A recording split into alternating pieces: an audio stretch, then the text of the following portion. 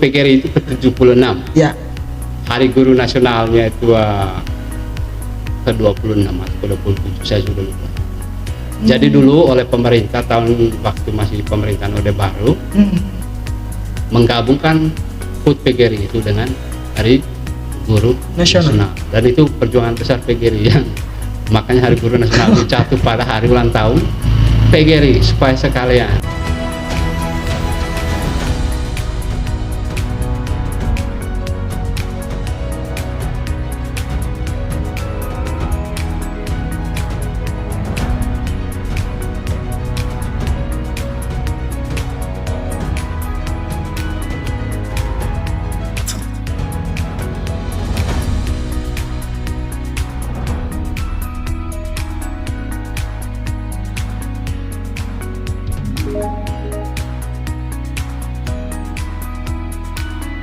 Baik pemirsa podcast yang saat ini sedang asyik-asyiknya menonton podcast Obrol Ringan. Tadi kita sudah berbincang-bincang panjang sekali dengan Pak Albert Kabung selaku Ketua PGRI Kabupaten Manggarai Barat. Tadi menarik itu Pak Albert, kita bicara terkait tunjangan honorer guru, tunjangannya juga. Dan sekarang ini bagaimana keterlibatan, termasuk tadi bicara dana BOS dari pemerintah untuk membantu para guru dan kualitas sekolah kan. Sekarang ini kita bicara terkait peran PGRI. Itu kan kondisi yang terjadi. Guru-guru yang ada di pelosok di Manggarai Barat ini kan Pak Albert sudah tahu seperti apa dan sudah melakukan, sudah keliling 12 kecamatan di sini. Tentu keluhannya kan sama. Bersama. Sekarang ini peran PGRI ini Pak Albert. Ini pertanyaan berat untuk saya jawab. PGRI Manggarai Barat tidak punya uang.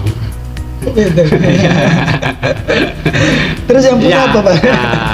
Ini menarik. Yang ada pada kami hanya sebuah cita-cita besar. Cita-cita besar. Ya, supaya guru itu jadi sejahtera. Nah, bagaimana mengimplementasikan? Ya tentu kita akan melakukan komunikasi dengan pemerintah daerah yang punya kebijakan terkait hal itu.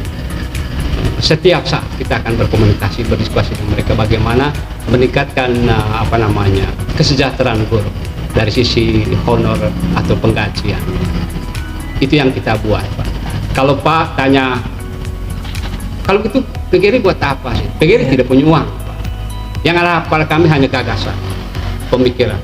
Lalu kami implementasikan dalam itu diskusi, mohon bantuan pemerintah, lalu mengajak Bapak Ibu Kepala Sekolah di sekolah-sekolah yang memegang kebijakan pendidikan paling depan untuk bisa memperhatikan sedikit honorer, meskipun sedikit.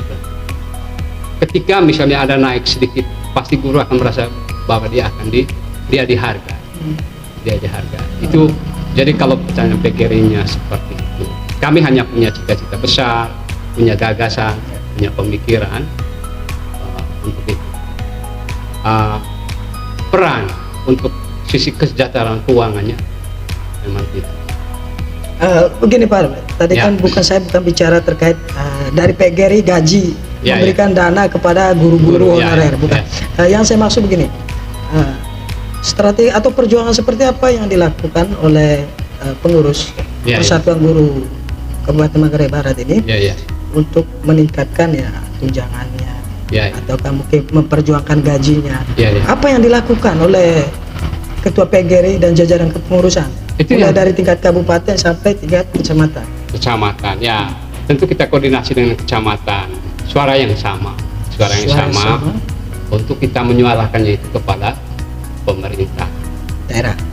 Dan itu sudah dilakukan? Sudah dilakukan. Itu kapan itu? Kapan dan mulainya dari kapan perjuangan itu? Sejak kami ada di Manggarai Barat ini. Sering perjuangkan itu? Sering perjuangkan itu. Dari bupati generasi ke generasi. Setiap tahun itu semacam agenda utama lah. Dan tapi sampai sekarang belum ada respon sama sekali. Bukan tidak ada respon. Sudah ada respon. Tahun 2008 kami pernah semacam demo kecil ya. Waktu itu ada kesalahan komunikasi sedikit. Demo kecil ya, 2008. Ada beberapa teman guru yang diangkat PNS, tapi tunjangan berdirinya sebagai guru tidak dibayar. Jadi kejadian waktu itu, lalu turun demo, kami beraudiensi dengan DPR dan Bapak Fidelis Pranda almarhum waktu itu, dia terima kami di ruangannya. Ada kesalahan teknis ya, bukan tidak sengaja dibayar, kesalahan teknis dalam punya SK waktu itu. Setelah kami bernegosiasi, dia bilang oke, tapi jangan PGRI paksa dia maksudnya untuk membayarnya sekaligus. Ya. Yang kita paham waktu itu bahwa Tapi responnya almarhum nih ya, sekarang kan responnya positif positif ya. dan ternyata tepat di janji dibayarkan semua kekurangan itu tadi. Itu selesai pembayaran 2010 clear semua, Clear semua. mulai dari 2009. Itu kan guru angkatan 25 Pak. 2005 selalu mereka keluar, bagaimana kalau kami guru pertama dulu Pak dari pusat ada di bagian akhir SK itu, segala biaya ditanggung oleh termasuk tunjangan-tunjangan lain. Bunyi tunjangan lain ini yang tidak ada sehingga udah uang itu, sehingga karena itu lalu kita menengok guru-guru ini kan, Pak ini Pak punya mereka ya, kami dari dulu punya SK.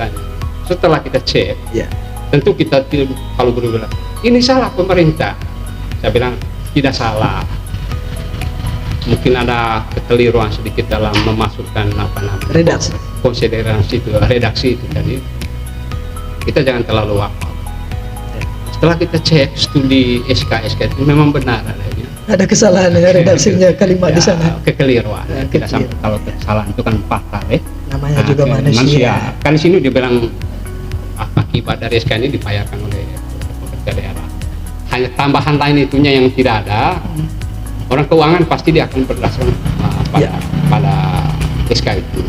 Sehingga waktu itu kami diskusi Pak Bupati almarhum waktu saya berterima kasih kepada beliau dan sangat dekat dengan PGRI Pak. Dan 2010 dia janji berikan dia kesempatan untuk dan saya itu perjuangan kami. Terus tahun 2015 masa pertama Pak Gusti Dula ya, kesulitan guru-guru kami waktu itu kan ada satu namanya nomor NUPTK, nomor unik tenaga kependidikan, dan tenaga kependidikan. Jadi kami ini harus punya NUPTK. Kalau itu tidak bisa buat apa-apa kita untuk maju sebagai guru ya. Sekarang apa ya? Sejaklah sudah lama. Sudah lama ya. Itu berapa itu? Boleh. Bagi yang di guru swasta Pak, mereka kan SK yayasan. Itu diakui oleh undang-undang itu. Tetapi teman-teman di sekolah negeri, kalau hanya SK kepala sekolah yang tidak bisa tidak diakui oleh negara. Ya, karena aturannya seperti itulah. Tidak bisa ditandatangani oleh kepala sekolah. Memang aturannya seperti harus ketua yayasan atau pemerintah daerah, dalam hal ini bupati. Terkait hal itu lalu kami diskusi dengan pemerintah.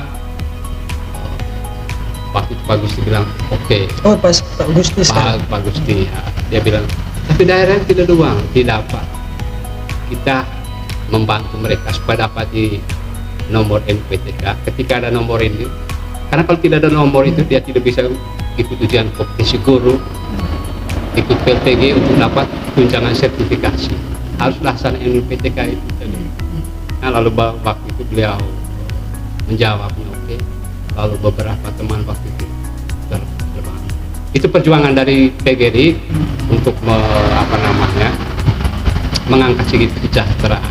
Jadi saya bilang, kalau pokoknya betul pernyataan tadi, memang PGRI saya tidak katakan PGRI tidak punya, tapi kita punya cara lain. Pak Albert, Ya. ada tidak perjuangan yang sangat sulit dilakukan oleh PGRI sendiri untuk memperjuangkan kepentingan para guru-guru, kesejahteraan lah, Kesejahteraan. yang selama ini Pak Albert rasakan, mungkin ada perjuangan ini kok susah sekali atau bagaimana? Ya sejauh ini puji Tuhan, alhamdulillah tidak. Pemerintah welcome. Ya welcome. Ya macam tahun lalu ya, dalam rangka P3K ini ada beberapa teman organisasi, saya sudah lupa namanya, yang guru GTK 35 plus. Waktu itu mereka minta rekomendasi ke Bupati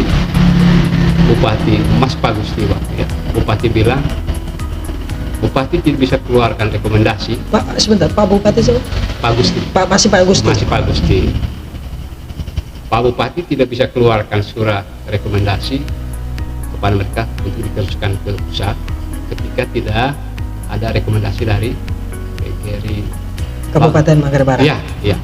Lalu mereka telepon saya, Pak Albert, apakah kami bisa ketemu Pak? Saya dalam rangka apa? Minta rekomendasi. Kalau oke, kami bertemu kami punya ruangan kecil di PGRI.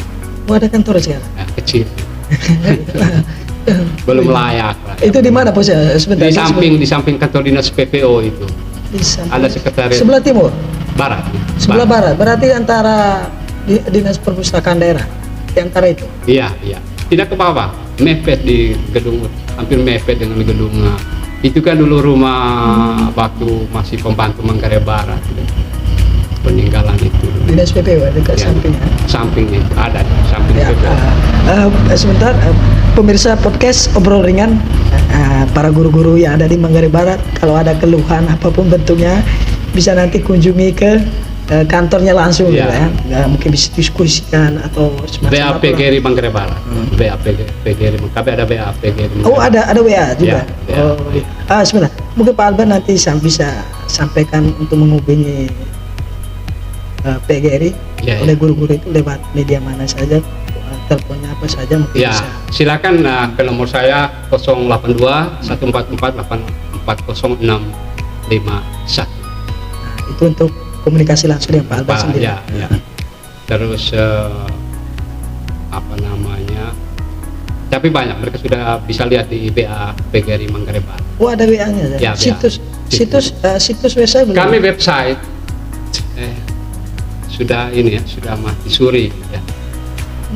Tidak dikelola lagi karena kesulitan dana kami 2 tahun lalu sehingga tidak lanjut. Tapi mungkin tahun ini kita tergantung hasil konferensi kerja Desember ini nanti kami ada konferensi kerja, mungkin Floris Kreatif bisa hadir bersama kami dalam konferensi kerja tahunan kami di Desember.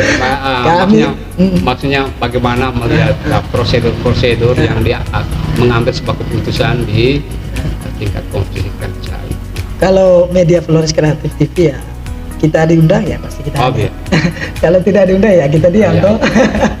Tentu kami akan melakukan prosedur seperti itu, Pak. Ya. Itu beberapa perjuangan PGRI yang sudah kita butuhkan. Di masa saya kemarin kan dan sudah dijawab oleh pemerintah kemarin 800.000. 800.000 untuk guru Sekitar honorer. 800 orang. Oh, 800 orang itu tunjangannya atau honorer? Maksudnya Bantuan tunjangan pemerintah daerah dan semacam bosda ya, semacam bosda untuk apa namanya 800 orang guru. Dan itu sudah disampaikan di diskusi publik oleh Pak Wakil Bupati Bapak Dr. Yohanes Ben. Sudah disampaikan ya. Oh, begitu. Ya. Itu kenanya berapa satu guru nanti? 800.000 per guru. Per guru. Seluruh guru Manggarai Barat. Manggarai Barat. Tidak. 800 orang saja. 800 orang dan satu orangnya 800. 800.000. Oh. Jadi kita mainan angkanya 88 berarti. Ya. Saya tidak tahu, mungkin itu angka keramat. Mungkin angka keramat ya. Angka keramat Pemda Manggarai Barat hari ini mungkin ya. Ya namanya kita tidak tahu. Tapi begini, saya mengucapkan terima kasih Pak Bupati, Pak Edi dan Pak Yohanes Ben merespon itu. Itu perjuangan guru apa? Ya, PGRI artinya kita bangun apalah komunikasi ya. Itu mereka punya program juga toh. Lalu kita diskusi coba. Tentu kita begini ke depan kita memohon kepada Pak Bupati dan Pak Bupati. Mungkin tidak hanya 800 orang toh. Mungkin ditambahkan lagi nanti. Ditambahkan lagi ya. Memang kan gini. Mungkin step by step. Ya, that's right. Bagi kami kan ketika itu yang terjadi, saya pikir itu kan sesuatu yang luar biasa. Artinya pemerintah masih punya keberpihakan terhadap guru dari pemberian honor itu tadi. Terus tapi kami tidak berhenti di situ, berharap pada Bapak Bupati dan Wakil Bupati supaya angka itu tahun berikutnya ditambah, jumlah guru yang menerima itu. Mungkin dengan itu nanti para guru akan terangkat sedikit dia punya derajat citranya, sehingga tidak terjadi pelecehan martabat guru. Luar biasa. Diskusi dengan Ketua PGRI Manggarai Barat yang sangat luar biasa, menarik ini malam ini Pak Albert. Jadi berbicara terkait gaji guru honorer, perjuangan. Nah ini Pak Albert, ini saya mau tanya. Mungkin Pak Albert dan Persatuan Guru Republik Indonesia Kabupaten Manggarai Barat punya data. Guru PNS di Manggarai Barat itu jumlahnya berapa? Dan honorernya berapa? Baik, data kemarin Dapodik ya. Dapodik sekitar saya lupa berapa puluhan kemarin, 6.000-an ya. 6.000 guru dan tenaga pendidikan. Di sekolah itu ada dua, ada pendidik namanya, atau yang sebutan lain guru, ada tenaga pendidikan atau yang biasa tenaga administrasi. Jadi, ya betul. Jadi di sana data Dapodik kemarin sekitar 6.000-an. 6.000. Ya. Kalau ditanya berapa pegawai negeri, sekitar angka 2.000-an. Itu yang ada. Tapi angka pastinya belum tahu pasti ya, belum didata secara detail dari pengurus PGRI sendiri. Hari Minggu. Saya biasanya kalau hal yang begitu saya punya sekretariat harus siap untuk data pastinya. Tapi nanti kalau kita undang lagi saya akan mencari. Siap. Dan itu disampaikan kemarin pada waktu. Nah, saya omong kemarin dengan Pak Wakil. Pak Wakil 2000 ini kan disoke, tapi menjadi tantangan kita bersama adalah yang 4.000-an. Nah, dari 4.000-an itu 800 orangnya sudah terjawab ya. Sehingga tinggal 3.200-an. Nah, dari 3.200-an harus kita pilihkan berapa banyak tenaga pendidikan, berapa banyak yang guru. Kira-kira begitu untuk omong tentang kesejahteraan. Mungkin nanti dari pemerintah mungkin minta data seperti itu juga nanti. Ya, untuk melihat kan, data Dapodik sekarang ini kan terbuka, bisa diakses oleh siapa saja. Dapodik pendidik dan tenaga pendidikan yang Manggarai Barat. Tentu kita akan sampaikan kepada pemerintah. Di waktu diskusi publik, kemarin saya sudah sampaikan kepada Pak Wakil yang bilang ya data memang sudah lihat. Kira-kira begitu. Itu ya. Jadi untuk terkait data guru-guru ya jumlahnya sekitar 6.000-an. Dengan jumlah guru PNS ya sekitar 2.000-an. Dan sekarang ini sudah ada jawaban terkait tunjangan guru honorer 200.000 per bulan itu tahun depan ada 800 orang dengan tunjangan yang diberikan oleh daerah itu sekitar 800.000. Kita doakan ya, semoga terrealisasi. Bisa terwujud. Tapi kan ini kan sudah disampaikan oleh Pak Wakil, saya pikir bisa realisasi. Itu harapan. Itu omong tentang kesejahteraan. Sekarang setelah sejahtera pasti ada peningkatan kompetensi. Iya, tentu ada keseimbangan ya. Kalau pemerintah sudah berikan kesejahteraan, tentu pemerintah akan menuntut semacam bisa saya katakan seperti menuntut kepada guru-guru bagaimana mutu pendidikan anak-anak di Manggarai Barat. Itu yang dipertanyakan oleh pemerintah daerah dan masyarakat mungkin. Betul. Saya pikir pendidikan itu kan milik semua orang termasuk pemerintah sebagai pemegang kebijakan, regulator pendidikan. Ini kan omong hak dan kewajiban. Pemerintah sudah memberikan kewajiban membayar. Jadi sekarang hak gurunya dapat Pertanyaan berikutnya, bagaimana kewajiban guru? Ini pertanyaan yang menarik dan bagi saya ini sangat menantang. Pertanyaan, apakah ketika orang digaji 800 mereka punya kinerja peningkat kompetensinya sebagai guru akan meningkat? Itu juga kita harus akan melakukan studi. Saya tidak bisa bicara tanpa hasil studi. Moga-mogalah dengan pemberian ini kompetensi guru juga. Nah bagi saya tantangan PGRI Manggarai Barat ini adalah bagaimana meningkatkan kompetensi guru. Kalau ngomong guru itu kita omong tentang 4 kompetensi ya. Yang pertama kompetensi diri, kepribadian. Kedua kompetensi sosial. Ketiga kompetensi profesional. Keempat kompetensi pedagogi. Bagi saya, menurut pengamatan saya, kompetensi sosial ya, karena kita lahir dalam budaya yang begitu sosial ya. Jadi tidak ada guru yang menutup diri dalam sebuah kamar, biarkan orang lain beraktif. Bisa diamati kegiatan sosial, katakan apa, kalau kami di Pesantren Sambut Baru, di Atika ya, di muslimnya, diundang pasti ya, guru-guru itu akan pergi. Itu dari bicara sosial. Lalu guru-guru ini hampir ya di Sembal ini bisa terjun di masyarakat. Satu saat tidak ada orang MC di sebuah pesta, pasti mereka mana guru di sini yang bisa MC. Mereka akan maju. Itu yang siap sedia. Siap sedia. Jika masyarakat meminta bantuan. Kompetensi sosial di sana. Kompetensi kepribadian juga sejauh ini guru kepribadiannya baik. Baik semua. Bisa diteladan. Tapi yang sebentar. Tadi ada sedikit singgung ya terkait kepribadian guru. Iya. Ada menarik ini Pak. Saya Iya. baca di beberapa media-media ya. Iya. Terkait beberapa kasus guru yang melecehkan murid itu. Bisa disampaikan itu tidak Pak? Ya, saya tidak berani omong itu, bahkan saya tidak punya data ya. Oh itu. Saya tidak punya data. Itu bagaimana kalau yang itu Pak? Tindakan yang dilakukan PGRI sendiri. Kita harus pilih. Ada kode etik sebagai seorang guru. Ketika misalnya dia dalam melakukan tugas terjadi hal-hal misalnya seperti itu guru tidak seperti itu. Guru harus diteladan. Ini kan kasuistis. Not all teachers in West Manggarai do the same thing. Tidak semua guru di Manggarai Barat melakukan. Kalau semua guru melakukan hal yang sama, hancurlah bangsa. Memang tidak semua maksud saya. Itu hanya kasus. Ada beberapa kasus ya. Saya baca. Kondisional.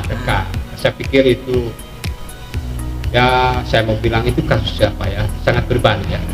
Kompetensi kepribadian tidak bermaksud seperti itu. Kompetensi kepribadian termasuk akhlak itu. Akhlaknya seperti apa? Integritasnya. Itu ngomong tentang moral ya. Ngomong tentang akhlak. Mulia tidak.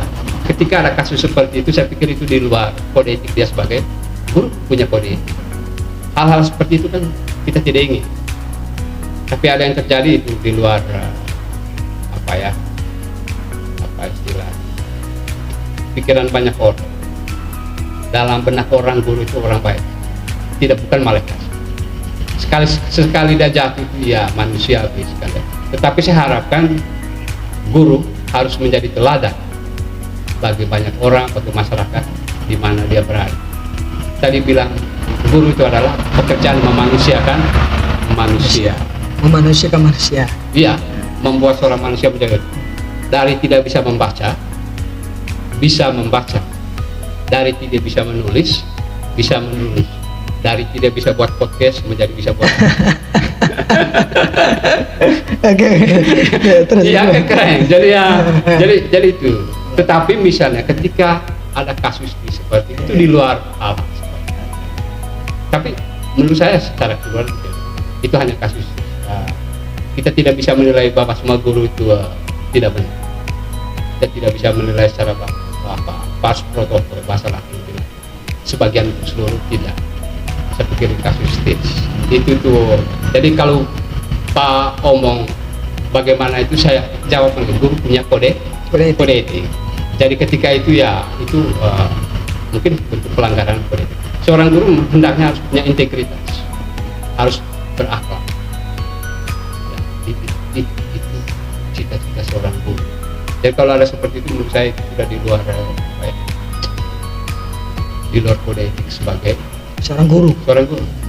Iya, saya pikir begitu. Oke.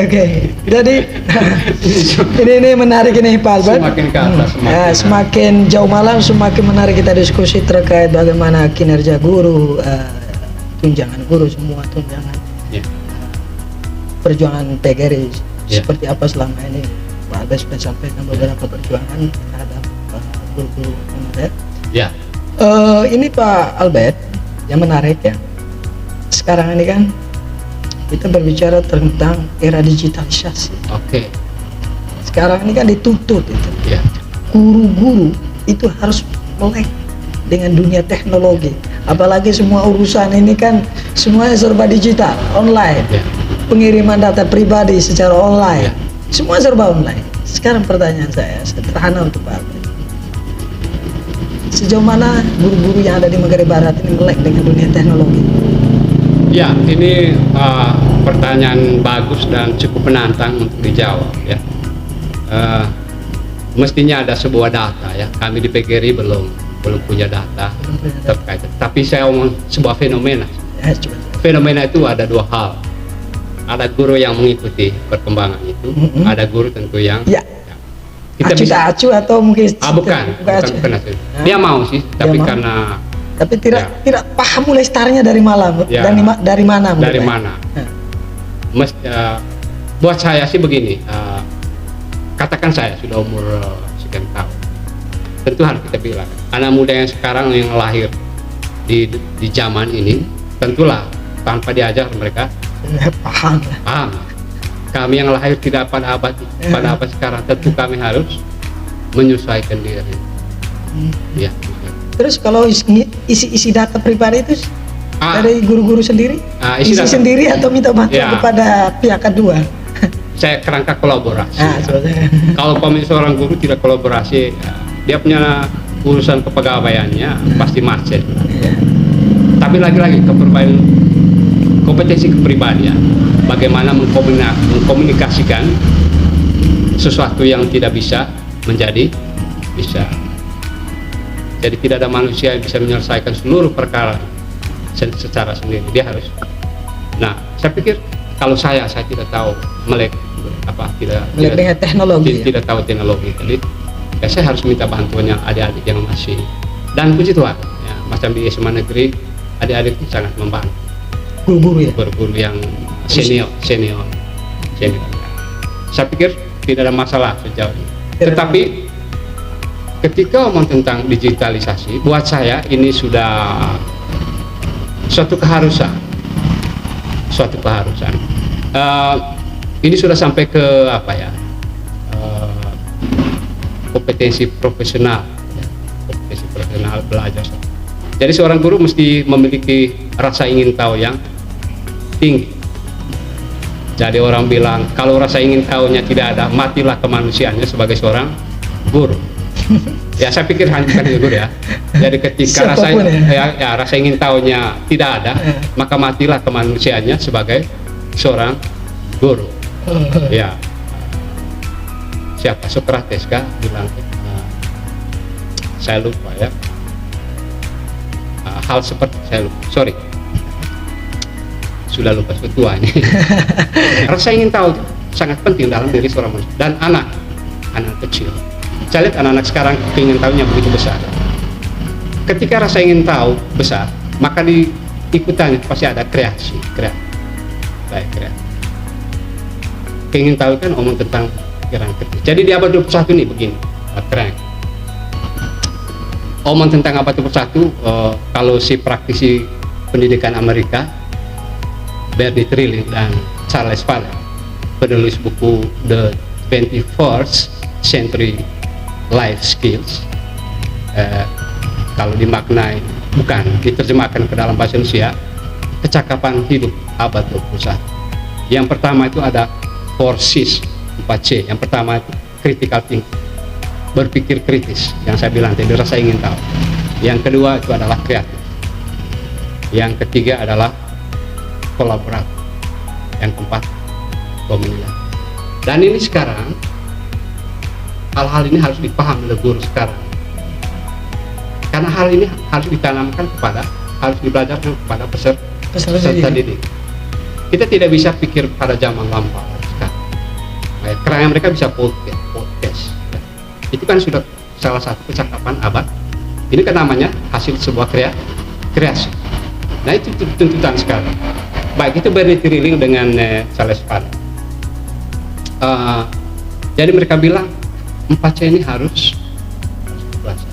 Pertanyaannya, bagaimana seorang anak sekolah atau peserta siswa bisa mendapatkan pengalaman belajar tentang 4 keterampilan ini. Ya maka guru ya harus memahami konsep pendidikan abad 21. Kompetensi seorang guru harus memahami pendidikan. Kalau seorang guru tidak memahami filosofi pendidikan abad 21, saya pikir itu sudah ketinggalan zaman. Jadi saya bilang tadi, kalau kesejahteraan naiknya, kalau dia sendiri tidak belajar, itu sudah kontraproduktif namanya. Iya, menurut saya. Mungkin banyak orang sih akan terlalu vulgar pernyataan ini. Tapi bagi saya, ini ada sebuah konsep. Kalau orang tidak sampai ke sana, tidak profesional seorang guru. Nah, mengapa begitu? Nah, saya kebetulan masih mengikuti calon di kelas, ya, calon pengawas tingkat profesional. Hal-hal ini yang saya pelajari selama ini, dan beberapa buku yang saya sudah baca, termasuk praktisi pendidikan Amerika, penulis buku Kecakapan Hidup abad 21 tadi itu, Benny Trilling dengan Charles Padden. Nah, bagaimana supaya 4C ini didapat mana? Yang pertama, model pembelajaran harus mendukung. Ya, kalau dulu mungkin masih diajarkan misalnya guru omong sendiri di depan kelas, ya. Jadi dari A sampai Z, dari jam 8 sampai jam 1 siang guru omong sendiri, murid duduk atau mungkin mengantuk. Kalau sekarang kan timbal balik ya. Sekarang ini yang ngomong banyak harus peserta didik untuk mendapatkan pengalaman. Bagaimana seorang murid mampu memiliki keterampilan berkomunikasi ketika dia tidak pernah diberikan kesempatan untuk berkomunikasi. Itu yang kedua. Jadi ada beberapa hal yang saya mau omong tentang ini. Malam ini saya datang untuk omong tentang jadi kompetensi abad 21 tadi. Jadi untuk bisa mendukung pembelajaran ini, selain karakter ya, seorang guru harus memahami model-model pembelajaran abad 21. Model-model pembelajaran abad 21 ini ada beberapa hal ya, ada beberapa jenis yang saya baca. Yang pertama itu discovery learning. Belajar memecahkan masalah melalui penemuan. Sintaksnya jelas ya. Bagaimana anak dirangsang, kemudian bagaimana anak bekerja sama, berdiskusi, kelompok, berkolaborasi, lalu bagaimana mereka berkreasi dalam diskusi itu, lalu terakhir mereka presentasi. Ketika mereka presentasikan di depan kelas, itu mereka tidak sadar bahwa guru sedang melatih mereka untuk berkomunikasi. Itu harus dipahami oleh guru. Tapi memang bagi PGRI ini masih tantangan buat kami di Manggarai Barat, supaya ini harus dipahami oleh teman-teman guru kita di lapangan. Dan setiap saat, saya kebetulan minggu tanggal 2 ya, saya ke Kubus Barat. 2 November ini? Desember. Untuk memberikan bimbingan teknis penulisan pendidikan tindakan kelas. Tentu saya akan memperkenalkan model-model pembelajaran abad 21. Nah, model selain discovery ini ada problem based learning, pembelajaran berbasis masalah. Jadi anak dipaksa untuk memecahkan sebuah masalah ya. Mereka ya sudah ikuti kuliah ya. Setiap masalah pasti ada solusi. Tetapi menuju solusi itu kan harus melalui prosedur, ada langkah-langkah, ada proses yang harus. Nah, dalam langkah-langkah, dalam proses, anak pasti akan terlibat aktif. Saya yakin di Manggarai Barat kalau semua guru paham tentang model pembelajaran kekinian abad 21, maka saya pikir anak-anak itu akan mendapatkan pengalaman. Mungkin selama ini saya misalnya senang sekali dengan metode ceramah. Metode ceramah itu tidak salah, tapi tidak semua hal harus metode ceramah. Ada anak didik yang senang dengan metode ceramah, tapi ceramah tidak membuat anak aktif dalam kelas. Pembelajaran sekarang ini hendaknya membuat anak merasa bahagia dan merasa senang. Dan itu hanya bisa dilakukan dengan model-model pembelajaran berbasis masalah di abad 21.